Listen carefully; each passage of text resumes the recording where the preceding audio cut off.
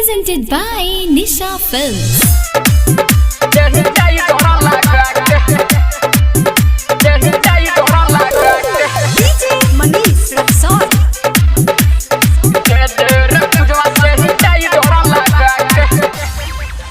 चुम्मा दे दे रे नेहावा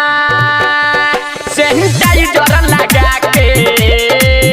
चुम्मा दे दे न रे हाँ दे दे न रे सैनिटाइजर लगा के अपना यारावा के गोदी में सुता के चुम्मा दे दे रे जुलिया आहा सैनिटाइजर लगा के चुम्मा दे दे रे रनिया दे दे रे पूजवा सैनिटाइजर लगा के सुंदरा Nisha Digital Recording Studio, Madhuban. Sanitizer लगा के DJ Manish Rexon. सैनिटाइजर लगा के दे दे रे पूजवा सैनिटाइजर लगा के जब जइबे रे बुचिया पिया के साथ तोहर हिंजन गुंजन परी सारी रे रात बुझा सारी रे रात जब जइबे रे रनिया पिया के साथ तोहर हिंजन गुंजन परी सारी रे रात एही से कहतानी रे फेरा में रहतानी रे देखी के दुनु रे जवान नाही सहतानी रे रे उठावा देखावा तनी मास्क हटा के चुमा दे दे कजलिया रे सैनिटाइजर लगा के चुमा दे दे न रे हाँ दे दे न रे सैनिटाइजर लगा के अब बर्दाश्त ना होता है नियाओ न रे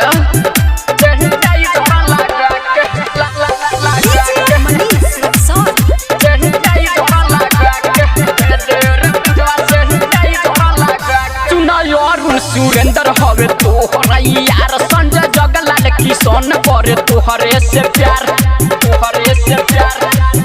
सुना यार सुरेंद्र हवे तोहरा यार संजय जगलाल किशन करे तोहरे से प्यार कहे रंजन रोहित बनाला नमित अनिया के निभाव का तारवा के रीत रे अनिल नी दर्दी के बाजारा बोला के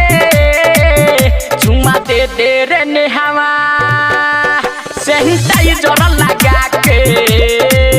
चुमा दे दे कजलिया दे दे रे पूजवा सैनिटाइजर लगा के अपना यारवा के गोदी में सुता के चुमा दे दे रे जुलिया हाय रे सैनिटाइजर लगा के चुमा दे दे रे जैनी दे दे रे रनिया सैनिटाइजर लगा के ला देबे कर दादा मुआइबे करबू Nisha Digital Recording Studio, Madhuban.